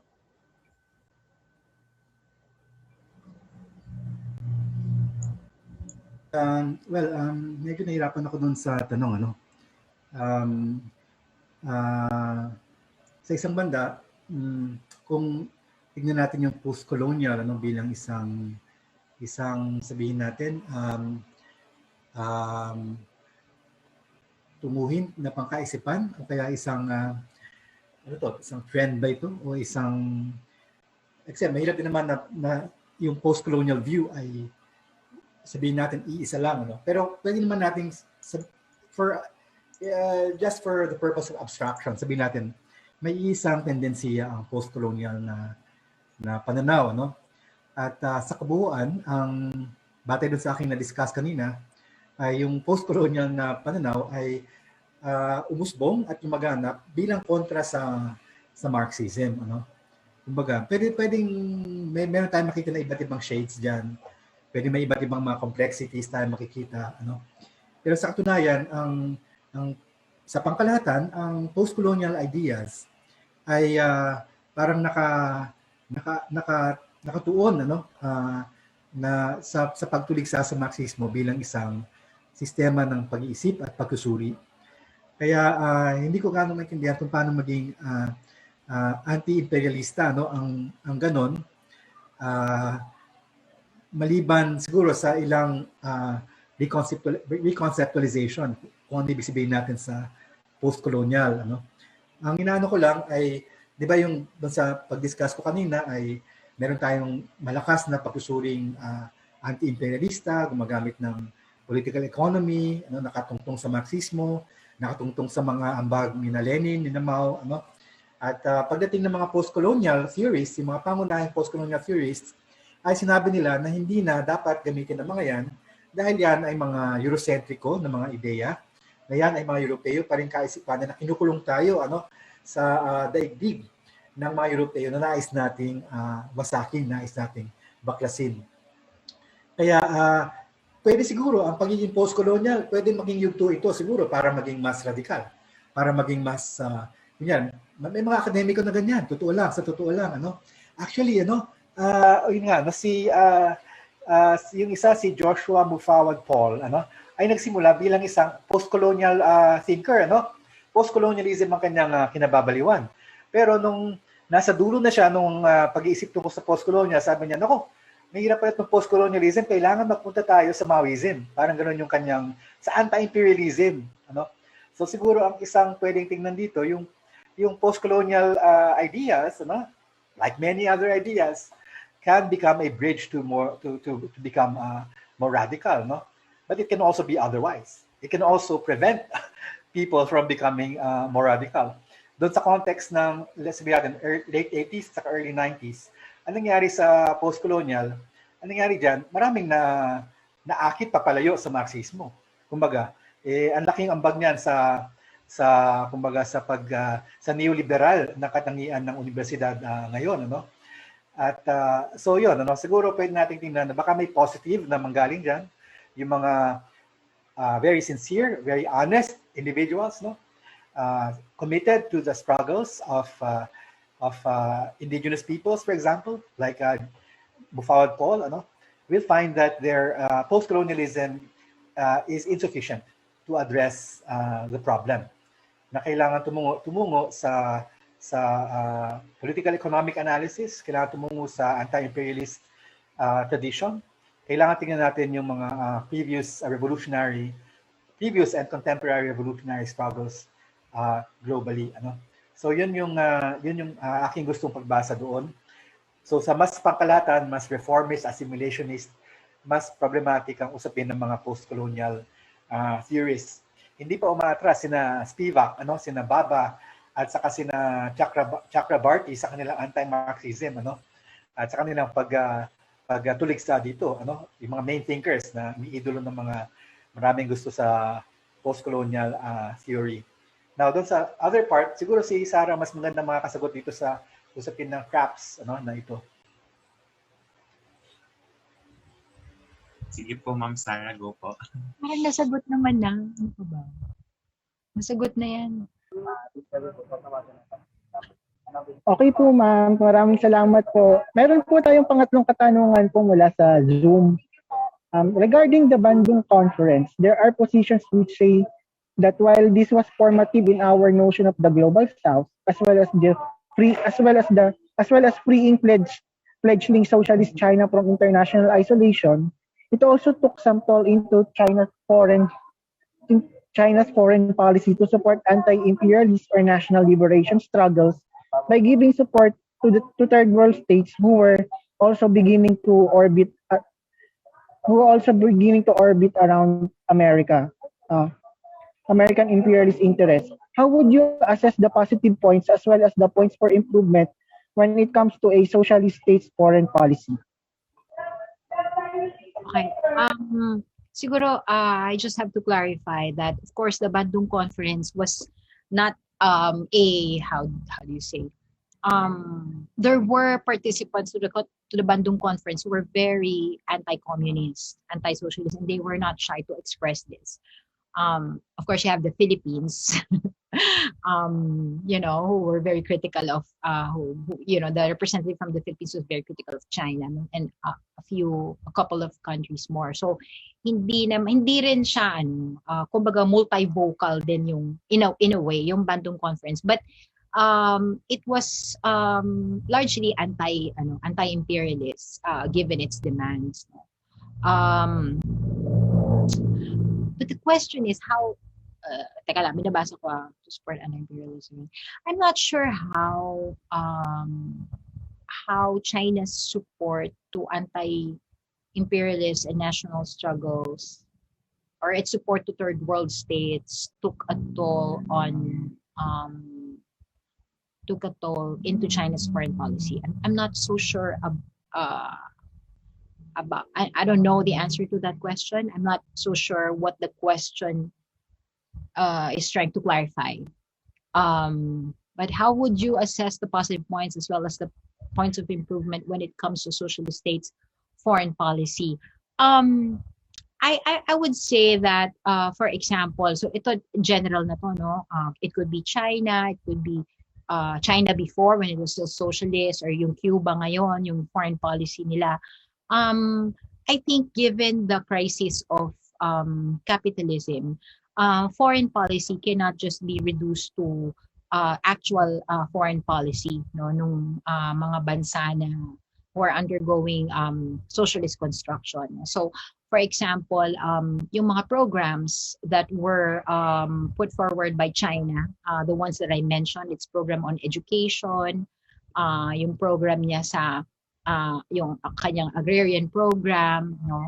I think even yung kanyang campaign for literacy, hanggang ngayon unmatched pa rin yun eh. Even yung agrarian program ng Russia after our Soviet Union, pagkatapos na mawala ni Lenin, si Stalin na yung pumalit, no, yung productivity as well as the level of well-being, no, na dinala nung agrarian program sa Soviet Union under Stalin remains unmatched, no?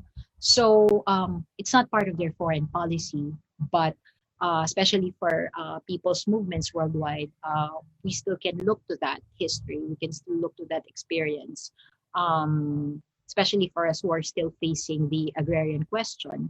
Yung ginagawa ng Cuba ngayon, part of their foreign policy is to accommodate medical students, even coming from the United States. No? So I know of 2 Filipino students who are in Cuba studying medicine. Natapos na yung isa. And that's for free.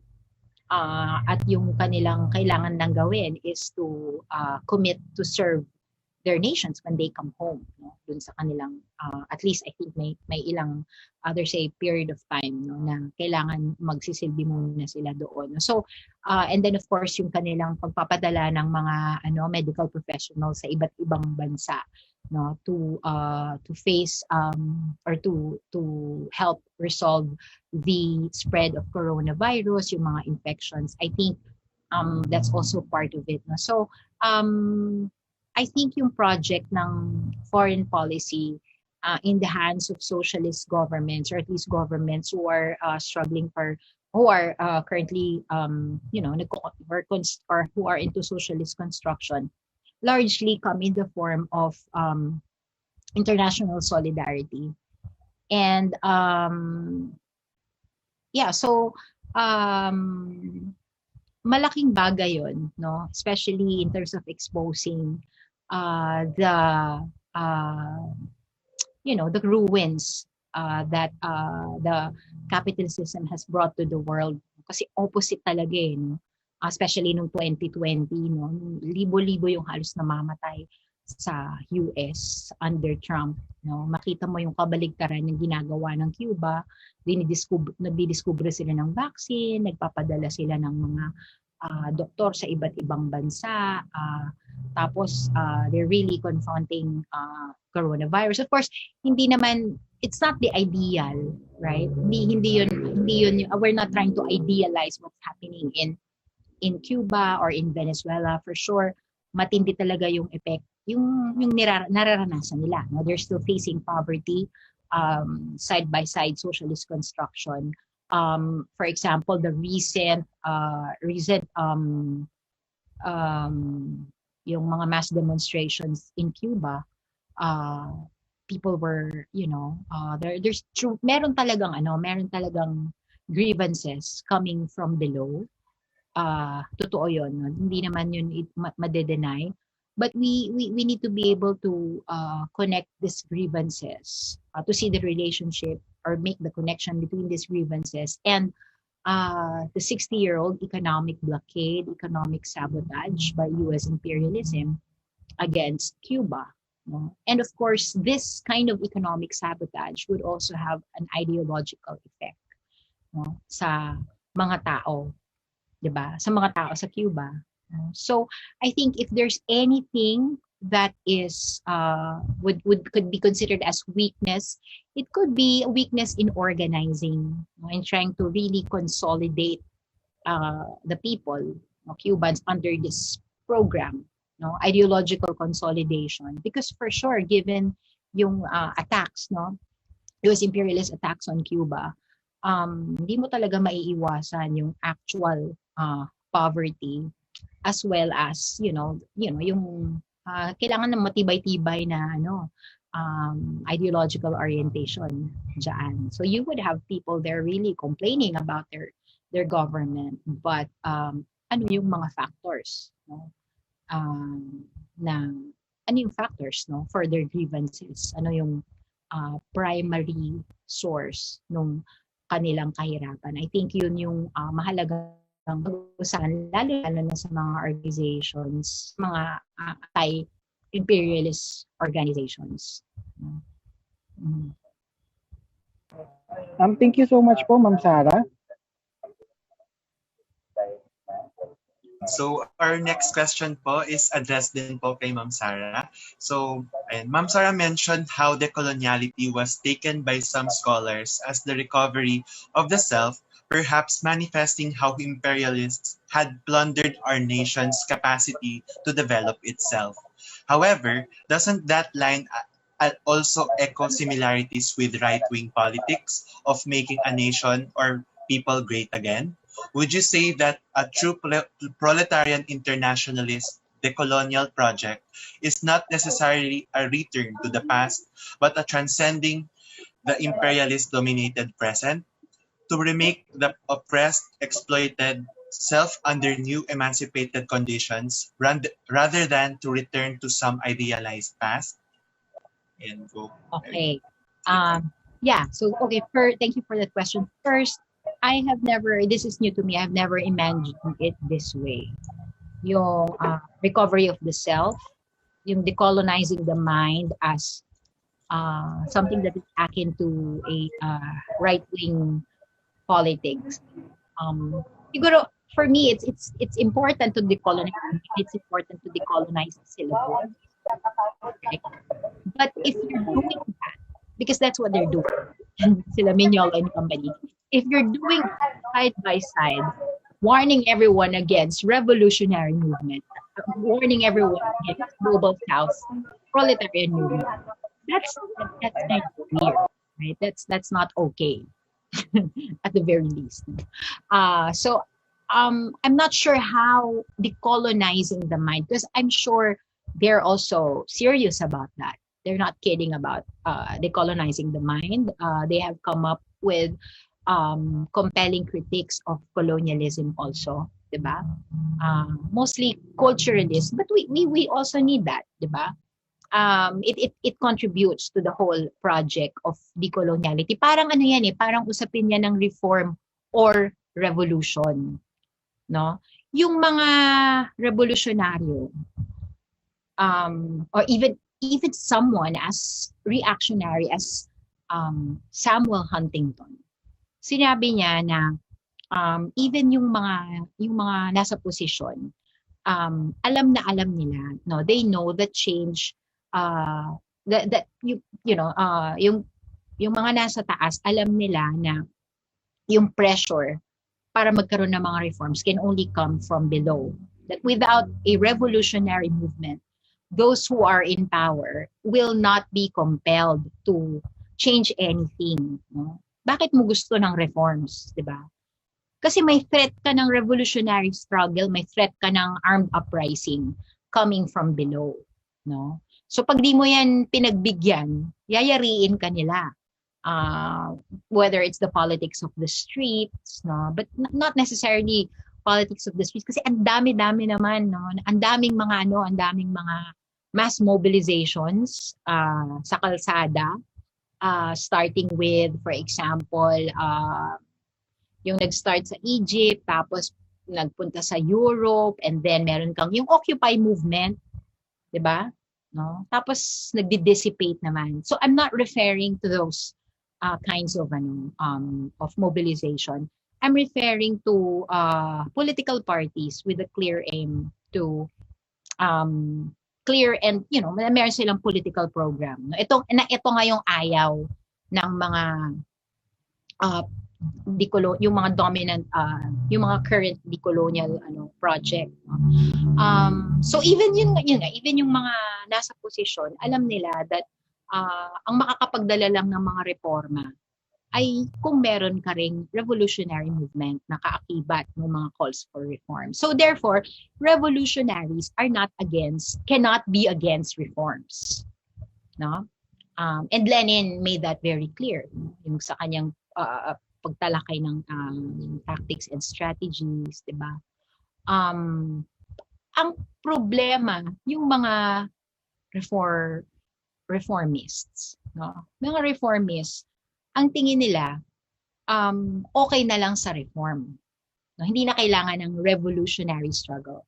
So, sa ganung konteksto, mas sarado actually yung mga reformista kaysa sa mga revolutionaryo. Kasi no revolutionary thinks that reforms we can do away with reforms. No? We don't believe that. Diba? Kailangan ang mga reform. No? Pero ang problema talaga, yung mga reformists. No? Kasi ayaw nila sila yung sarado sa kanilang paniniwala. No? So sa tingin ko, similar doon yung idea ng decolonial project sa kasalukuyan, yung dominant decolonial project, nililimit lang nila doon sa intellectual decolonization, no? Instead of yun nga, what are the conditions of possibility for intellectual decolonization? Can you actually pursue intellectual decolonization kung wala ka namang revolutionary program? No? Kaya nga after graduation, nakakalimutan na ng mga bata itong decolonial project. No? Kasi without, for example, putting the agrarian question in a decolonial project, o di pagka-graduate mo, babay na. Ano nang pakialam ko, tapos na ako mag-submit ng paper, etc. No? But if you have this, if you take this as a primary consideration, yung struggle ng mass movement, and then mas magkakaroon ng saysay yung ating project of intellectual decolonization. I'm not sure, I'm not going to dismiss that as right-wing politics. No, I think it's just a matter of persuasion, 'di ba? Ipakita natin na actually yung mga yung height ng, for example, yung height ng dependency theory, yung height ng theories on anti-imperialism. No? You have people like the Egyptian French Samir Amin. You have people like Walter Rodney from Guyana, from the Caribbean, who's both an intellectual and a political organizer. Marami siyang kasabay, no? Mas nauna yata ng konti sa kanya sila Cabral, and of course you have Jose Maria Sison, no? And then of course prior to that meron kang mga Clara Selkin, no? Meron kang Alessandra Kollontai. Lahat ito yung kanilang mga teorya kasabay nung pagpupush ng isang revolutionary struggle, no? Siguro ito lang naman yung ito yung problema, no? I don't think, for example, yung tendency towards nativism ng ilang mga theories that proposes or that reinforces and proposes a nationalist project, are they right-wingers? Would they be open to fascism? Well, I've met some of them. I would know some of them, and they're anti-fascist. So I think it's really just a matter of making movement politics, revolutionary politics, a little bit more clear and comprehensible to more people, especially those who are already critical of colonial and of coloniality even in its current forms. Teka lang, idealized past. I think may basis naman kasi din yung sinasabi ng idealized past. No, of course meron talagang mga past na ina-idealize, no, lalo na yung halimbawa itong usapin ng sa West Philippine Sea, 'di ba? Ang lumalabas kasi ngayon para bang prior to the occupation of the Scarborough Shoal, ang ganda-ganda ng buhay ng mga fisher folks sa Pangasinan, sa Zambales, 'di ba? When in fact alam na din naman natin, sinasabi ng pamalakaya na ang pinakamahirap na farmer, no, na nagfa-farm, no, ay yung mga nagfa-farm sa ating mga dagat, at walang iba yan kundi yung mga mamamalakaya o mga mangingisda. So even prior to the occupation, talagang mahirap na yung buhay nila, walang suporta sa kanila, yung Bureau of Fisheries, walang suporta yung gobyerno sa kanila. Now, it has been exacerbated by the Chinese occupation of Scarborough Shoal and the West Philippine Sea. No? So, yun yung mga idealisms na medyo, of course, it reinforces nationalism and sovereignty, no, against China because, oo naman, ino-occupy nyo yan eh. Hindi naman sa inyo. No? Pero para sabihin na bago yun, yung mga government agencies natin ay maayos at kinakalinga sila. Hindi rin totoo yun. They have been dispossessed. No? Pinalala pa lalo. No? Na hindi pinapagaan yung kasalanan ng ng Chinese occupation. So I think yun eh. Yung idealization, yung idealized past, which is quite recent in this particular example, has to do with setting the facts straight. No, na hindi ganun. It's not as if they were living a good life prior to occupation. Now, I suppose yung sinasabing idealized past dito, yung bago dumating yung mga Kastila, ganda-ganda ng buhay ng mga Pilipino or ng mga indigenous peoples dito sa bansa, etc. So, kailangan bumalik tayo doon and so on and so forth. Baka yun yung mas reference doon. But hindi naman yun hindi naman yun mahirap na, and I think si Professor Guillermo has written a very solid critique of that, no, of pantayong pananaw. Na I don't think it's the most difficult argument that they have, that pantayong pananaw has, has been propagating, no, na hindi masasagot in a way that we can still be appreciative of yung ibang yung ibang progressive elements, no, ng pantayong pananaw o ng iba pang teorya.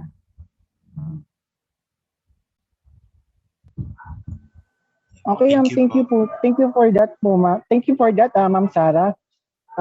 Ito na po yung last question mula po sa audience, ma'am. Sige, Zal.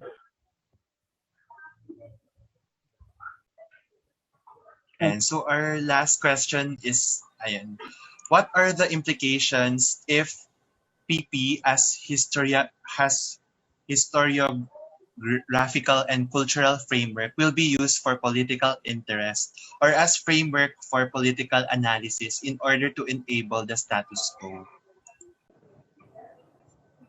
So si Sir Bowman po munang magsagot, sir. Well,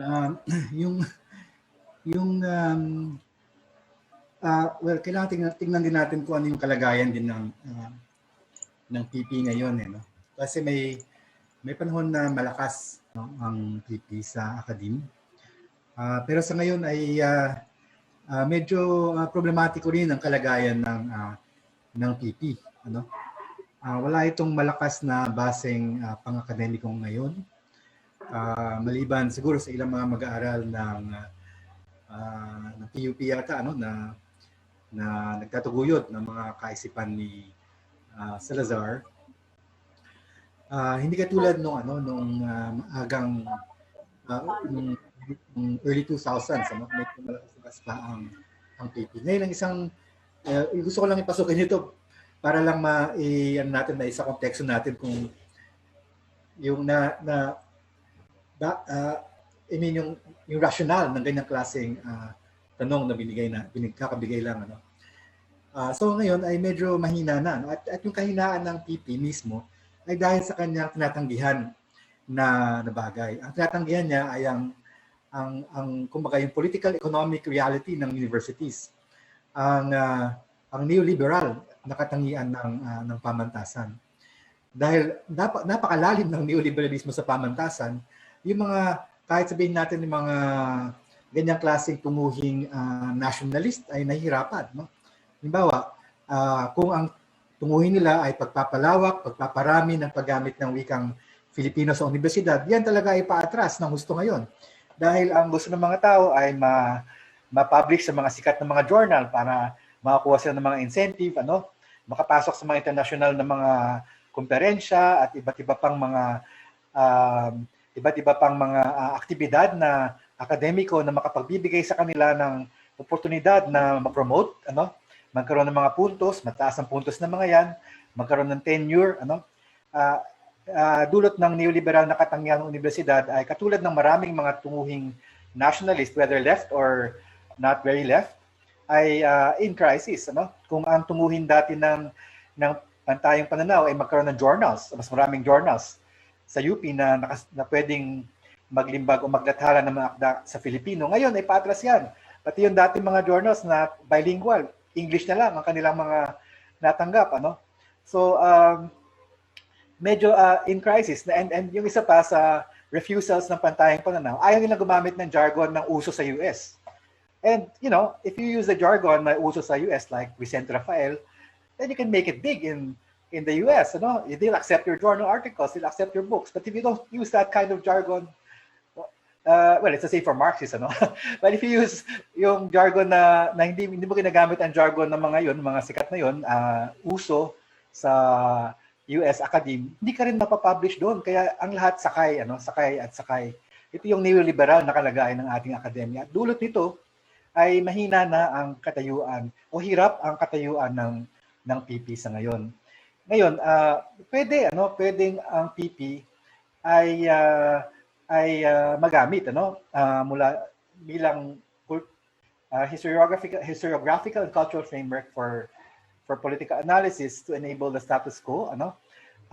Posible yan at siguro ang pinaka halimbawa ay pwede nating basahin uli yung mga akda ni Salazar noong late 90s doon sa journal na Bakas o Bagong Kasaysayan at suriin natin kung ano yung political position ng mga ito.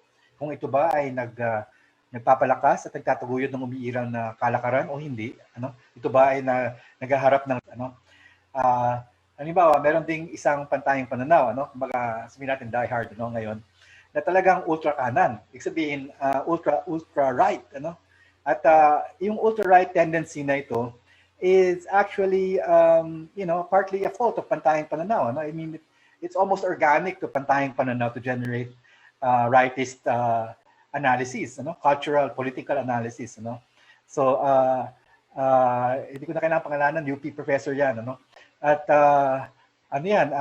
kahit yung kanan na yun, ay hindi matanggap ni Salazar.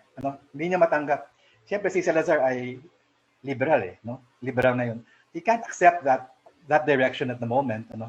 So even within this framework ay merong contestation sila. At siguro mainam pakinggan yung lecture ng isang taga-PUP, dating PUP professor si Mario De Vega tungkol dito sa current controversy sa loob ng pantayang pananaw between rightists, liberals, and let's say mga katulad ni Mario na more left.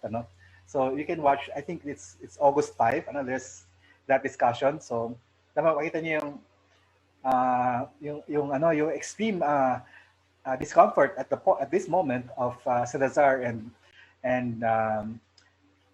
some of his students, with this very right-wing articulation of Duterte articulation of pantayang pananaw. So there's really a contestation there within yung liberal framework, excluding, tulad nga sinabi ko kanina, ay hindi kasama ang kaliwa dyan, hindi kasama ang kaliwa sa mga tunggalian na yan. Tayo, we go our own way, yung mga kaliwa. Thank you po, Sir Bowman. So, Ma'am Sarah, baka po may idadagdag po kayo sa sinabi ni Sir Bowman. Okay, so thank you so much po to our dear speakers, Sir Ramon Guillermo and Ma'am Sarah Raimundo, for gracing our event and for such insightful discussions. Sana po ay marami tayong natutunan mula sa mga naging talakayan ngayong hapon. Muli, kaya patuloy ang ating panawagan para sa pagbabagsak ng imperialismo. Tama po, Sir Lem? Yes, bukas ay ang huling sona na ni Duterte, kaya sabay-sabay nating palakasin ang panawagan natin na Duterte wakasan. To further express our gratitude, the Institute hereby presents the certificates of appreciation to Sarah Raimundo and Ramon Guillermo for imparting invaluable insights as speakers in the centered and pluriversal critique of postcolonialism and decoloniality, given this 25th day of July, 2021. And thank you once again, and allow us to thank our partner organizations. From Peripheries to the Seas is an INS anniversary special in cooperation with Sociosphere UP Diliman, SAKBAYAN UP Los Baños, and Gabriela Youth PLM. And of course, our media partner, the UPLB Perspective. Thank you so much for your support. Of course, we would also love to hear your thoughts and comments on today's program, so please make sure to fill out the evaluation form at tinyurl.com/INSAnivDay3Forum. We also sent this link in the chat box, as this will be our basis for issuing your certificates of attendance. Just a few reminders po. After this forum, there will be a workshop on anti-imperialist methodology at 4:15 p.m. On July 27, magkakaroon din po tayo ng forum on geography of imperialism at 2 o'clock p.m. And a workshop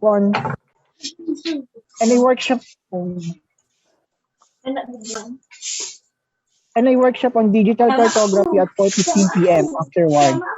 Finally, our basic math test questionnaire and Solidarity Night will be streamed on July 30, 8 p.m. in our official Facebook page. Follow lang po natin ang social media accounts ng INS for updates and other important announcements. Once again, thank you very much for your active participation and support. This has been Lem. And Zar, your host for Decentered and Pluriversal. Kita-kita po tayo sa mga susunod pang events ng INS as we reclaim our narratives from colonialism and imperial hegemony. Thank you po. Thank you po sa speakers at lahat ng dumalo. Maraming salamat Thank you po. po.